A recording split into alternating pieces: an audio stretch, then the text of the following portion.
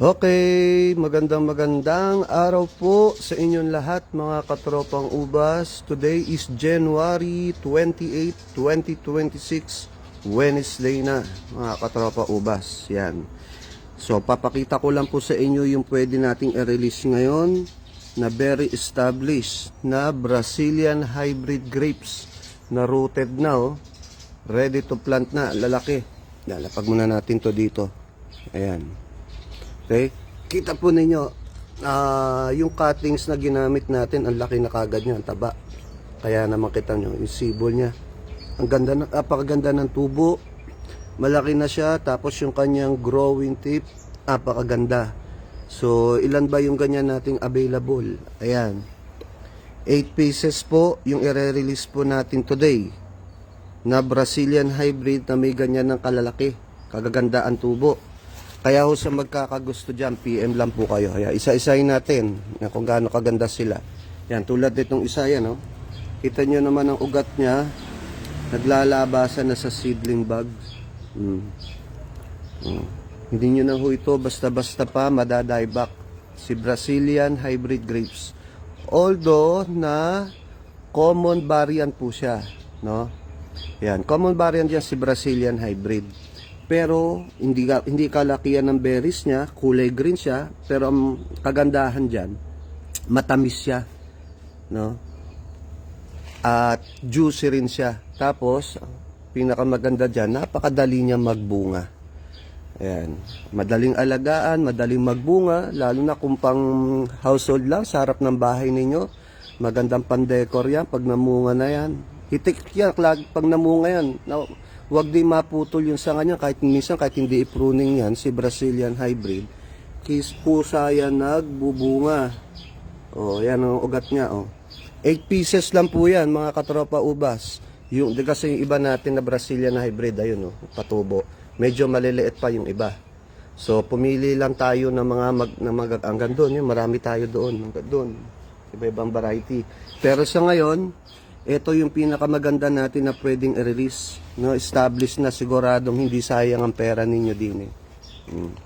Diba? Nakikita nyo naman yung quality niya, oh. Gaganda ng tubo.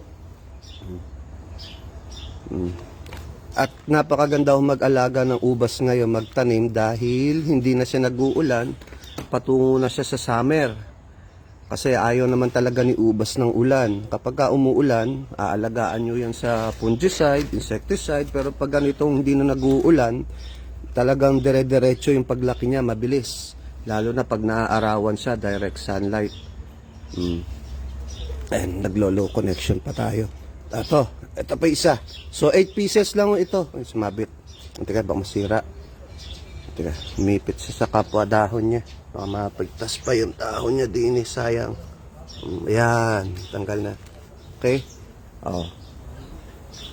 Brazilian hybrid grapes po, mga katropang ubas. Very established na, naglalabasan ng ugat, ready to plant na. Napakadaling buhayin. Hindi ho siya yung kulay green na ubas na maasim. Yan ho, nagyayellow green yan pagka hinog na yung kanyang bunga. Hindi man kalakihan ng berries niya dahil common variant lang ho ito. Matamis ho ito. At maganda rin ho itong gawing rootstock. Pwede nyo itong duktungan. No? Kapag ka naka 1 year old na ho yan, pwede nyo yan duktungan ng iba-ibang variety. Kasi matibay siya. Para siyang si Catawba grapes. Matibay, magandang duktungan gawing rootstock. Magandang graftingan. Yon, ng mga expensive na ubas na mahirap patubuin. Dahil ito matibay, ito malakas sumipa yung energy niya. Kaya kita nyo naman, ito mga 2 months old na po ito. Tama o, 2 months old pa lang ho yan, pero ganyan na siya kalaki, no?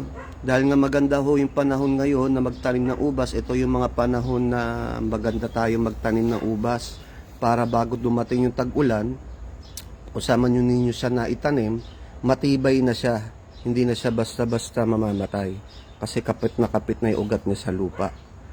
Ayan. Kaya kita niya, nagagandahan yung dahon niya. Kaya ho sa magkakagusto, limited lang ho itong i-release ko today. Wala pa ho may-ari niyan. 2, 4, 6, 8 pieces na Brazilian hybrid Mas maganda ho sana kung i-message po ninyo ako sa Messenger. No? Kung sino yung mag-ano sa akin sa Messenger, sino una kong makita at mag-a-avail niya today, transact po tayo. Nationwide delivery ho tayo. Pwede ho tayong draft and go, lalamove, pwede rin hong pick up.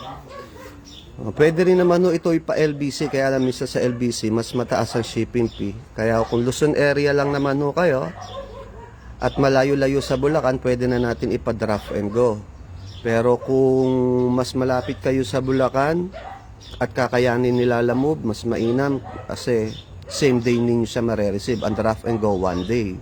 No, kapag ipa-shipping naman natin siya sa Visayas and Mindanao, pwede yan sa Plus Express or LBC. Siguro mo 1 to 3 days, mare-receive nyo na yan. Pero ipapackaging natin dyan na maayos para safe ninyong mare-receive yung etong plants na to sa magkakagusto. Kaya ho, PM na po kayo. So, muli, John Sanchez po ng CNCS Life Garden, the Philippines #1 grapes plant store in Bulacan. Ang hangad, mapalaganap natin ng ubasan sa buong Pilipinas at ang seller na di lang basta makabenta, gusto ko rin po kayo makabuhay. Yan, dami pa natin itong pananim. So, 8 pieces, Brazilian hybrid grapes, very established na, ready to plant na. Matamis, juicy, madaling alagaan, madaling pabungahin. Yan lang po. Thank you, bye-bye.